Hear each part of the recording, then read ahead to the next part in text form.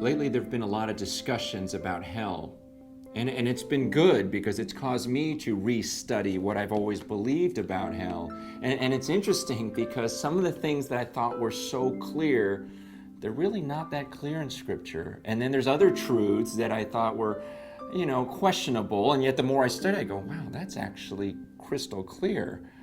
But the one thing that's definitely come out of this study of this topic is, wow, it's been so humbling and so sobering. I mean, I know that I've struggled with pride my whole life, but God's kind of revealed it to a completely different level. I mean, the other day, the image came to my mind of Romans 9, where God compares me to a piece of clay. And he says, you're like a piece of clay and I'm the potter. And so just that, I thought, wow, that means I'm like a piece of clay trying to explain to other pieces of clay what the potter is like. Think about that for a second. It shows the silliness for any of us to think that we're an expert on him. Our only hope is that he would reveal to us what he is like, and then we can just repeat those things. And in Psalm 25, verse 9, he talks about how he explains his way to those who are humble. And so I'm going, hey, God, I want to be humble then because I got to know the truth about you. Humble me. Show me the pride in my life. See, and that's why I've been concerned as I've listened to some of the discussion about hell and read some of these things that are written, because I'm going, wow, the tone in which we use. I mean, we got to be careful here. We have to guard ourselves against, first of all, heartlessness. I mean, do you understand what we're talking about? We're talking about real people here. We can't just have these theological discussions about a doctrine when we're talking about people's eternal destinies here at the same time. And then I think about the carelessness.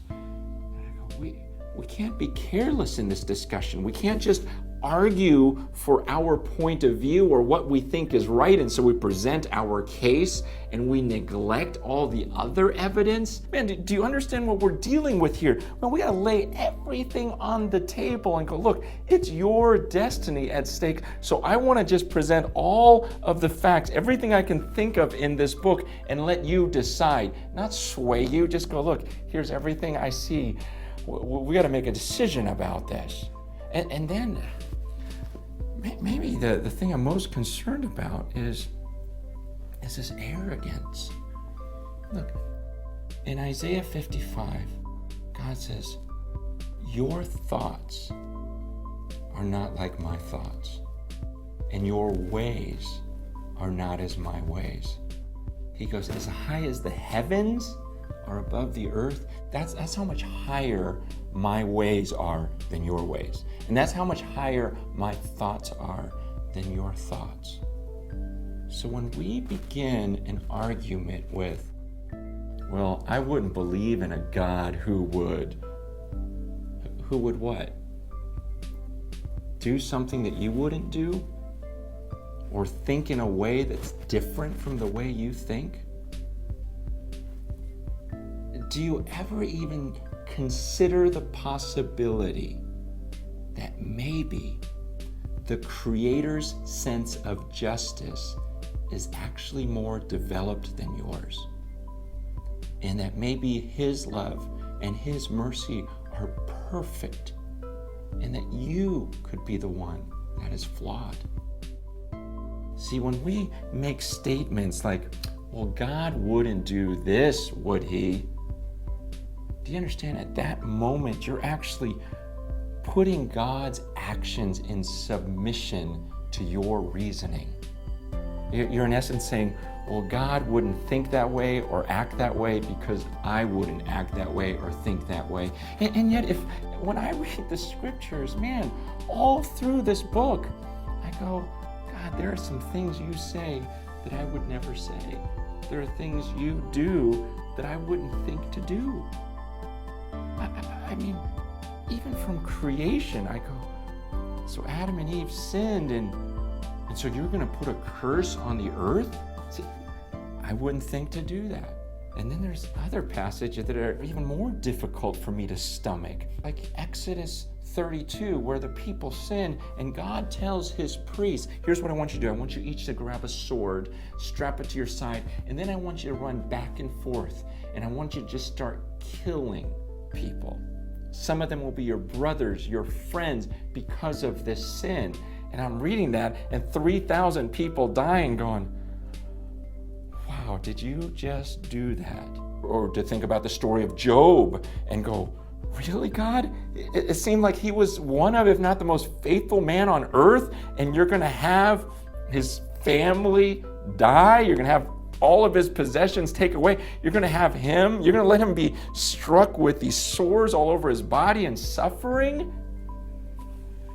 And then I get to the cross, and I go, really, God? These people have acted so wickedly, and so your response is going to be, I'll have my son, my perfect son, my only son, my beloved son, humble himself and take the form of one of these human beings. And I'm going to let these other human beings torture him, spit on him, nail him to a cross, and then you're going to have him pay for the crimes of everyone else. I go, I would never have thought to do that. And then you get to the end and Revelation 20, how the story ends, and I go, God, you're going to do that to one of your created beings, where he takes the devil. In Revelation 20, verse 10, it says, the devil, this is God's creation, who had deceived them, was thrown into the lake of fire and sulfur, where the beast and the false prophet were, and they will be tormented day and night forever and ever. And I read that, I go, really? Tormented day and night forever and ever? And then in verse 15, if anyone's name was not found written in the book of life, he was thrown into the lake of fire. Look, there are a lot of things in this book that I go, wow, God, you did that, you thought that, I wouldn't think that, and I wouldn't have done that. But when I come to those passages, and when you come to those passages, does it even enter your mind that maybe he knows something that you don't? Or is it always, I have this ability to reason, and I have this level of morality, and so something in him must be off here, or I won't believe in him. Right now, I'm writing a book. It's about hell. It's about one of those things where I think I miss God on it in some ways. And I don't want to belittle him.